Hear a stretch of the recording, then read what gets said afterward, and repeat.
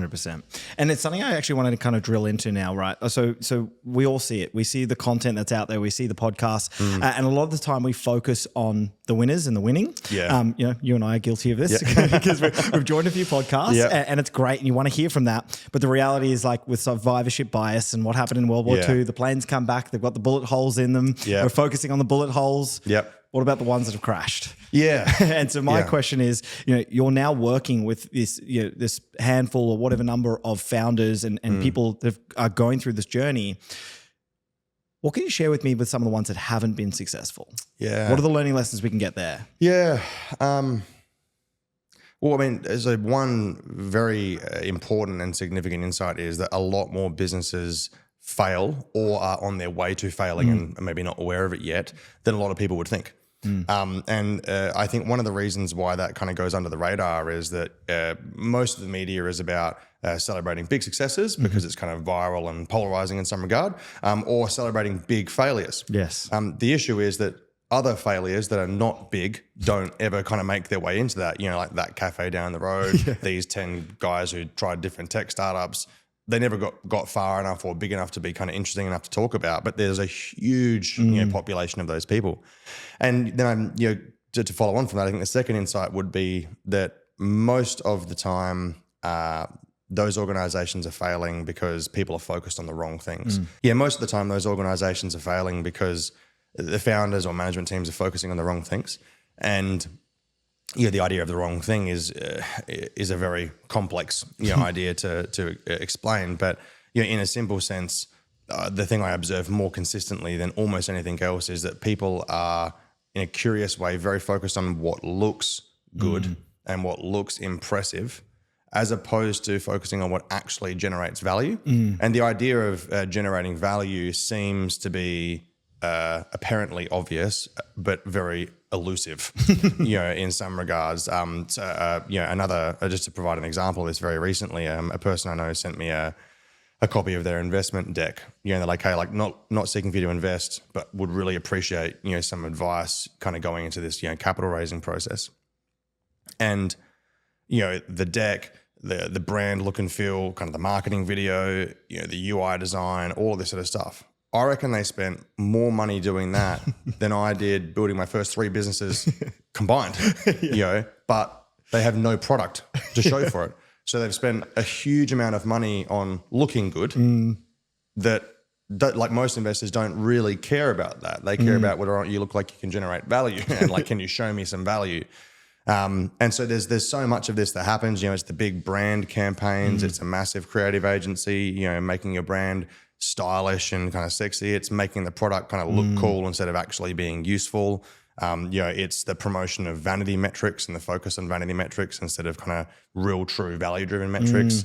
And these are all coming back to something we spoke about earlier. These are all emotional issues. They're not actually intellectual issues.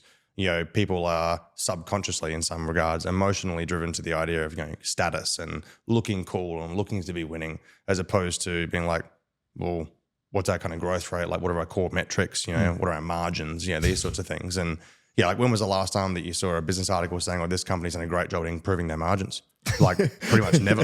It doesn't exist, right? But to a person who is not emotional, and tries to be very objective about the investment, like, that's one of the most important things I'm looking at. I'm like, well, where are your margins at? Like, how's that going? How are you managing your cash flow? But no one's really ever kind of talking about that.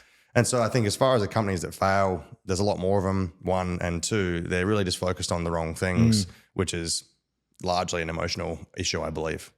It's really interesting as you share that, and you probably might have noticed the smile on my face multiple times because you hit so many things that I've been recently encountering. And it's like, to your point there, right, is that you got to pitch to the investor. Some of those things are hygiene and it's just expected. So when I'm showing you my slide deck, I just expect it not to look like dog shit. But it's going to be good enough. It doesn't need to be great. And the gap between good enough and great is huge, like logically, but emotionally, people go like, oh, it has to be perfect. And I'm like, well, for most people, in the case of raising money, well, how many times do you raise money? 0. Okay.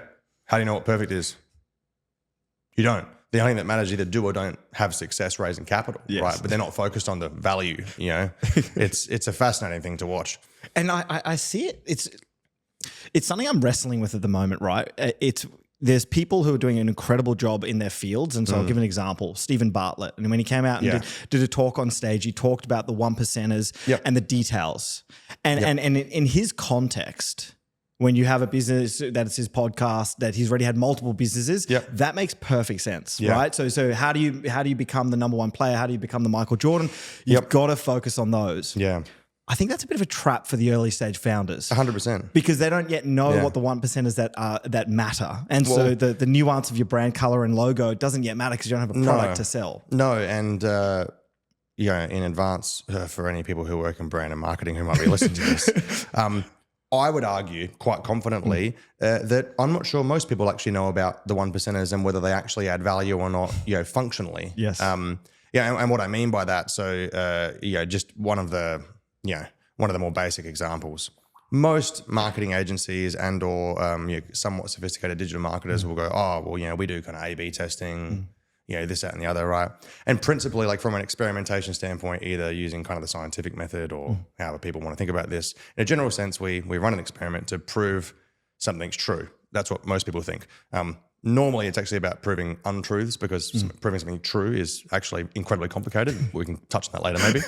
But if we look at this as a simple experiment, an A/B test between two landing pages, if you change more than a couple of small variables, so kind of colors, font sizes, design, imagery, call to action, language, messaging, positioning, product, whatever it may be, pricing, all these things, right? If you change kind of more than 2 or 3 of those, it can be incredibly complicated to actually distill not only what has won, but most importantly, why, right? Now, that's in a somewhat closed environment. And when I say a closed environment, I mean, I can go, well, 10,000 people went to both pages. We assume they were, from a demography standpoint, we run on the assumption they're roughly similar traffic. Maybe we did this through Facebook, so we have a pretty hygienic audience list. So some of those variables are somewhat in control. The measurement is in some regards quite refined and simplistic. A person did or didn't take an action that we wanted them to take, maybe buy or whatever it may be. That's a pretty closed environment, right? But if you're on organic social media, well, you pretty much can't prove any of that because when you post, what you post, how you post, who sees it, who's online, who engages with it, there's so many variables, almost none of which you're either A, in control or B, aware of. It's really hard to go, actually, this color works better. Politely, a lot of it's crap, right? And so not only is the idea of focusing on the 1% as just in general kind of dangerous, I would suggest in some regards, it's just ignore whether they're 1% or 100%. The important thing is is it actually value adding and will it stand up to simple logic and reason? And I commonly refer to one of my first principles in business, is that every decision that you make is an investment decision. And if you don't frame it as an investment decision, then you're not making a decision in a responsible way. So one of the best and most simple examples is hiring an employee. People kind of go, oh, what's the employee cost? Oh, the market says 150K. Yep, cool, great, let's go. And there's no well, hold on. We're actually trying to solve this problem. Employment or full-time employment is one option. There's full-time, there's part-time, there's casual, there's contracted. We could onshore, we could offshore, we could find tech. And all of that's actually a secondary question to is it actually even worth solving? To begin with, right? And so a lot of people kind of avoid this really simplistic approach to reasoning their own decisions because they're already too emotionally kind of bought in to the outcome, sounding cool, or they listen to some podcast where someone who did something that worked for them and maybe it worked for them. That might not have even been what actually made them work. They've kind of taken that out of that context and then run with it. So it's so interesting you share that. And something I heard the other day, funnily enough, on a podcast was Elon Musk talking about how they make changes on the factory floor and from an engineering standpoint. And his baseline is, do we need this thing? It doesn't need to exist at all. Does it need to exist at all? So someone's like, we need to change this or optimize this or do this or does this need to exist? Yeah. And so we start that as the starting off point. Is before we go and optimize the font, the color, the logo, the call to action, the product button. Does it need to exist? Yeah. And I think one of the principles he uses in his decision making from an engineering standpoint is that never ever over engineer something that shouldn't have existed to begin with. Right? Don't optimize or improve something that doesn't belong. Right?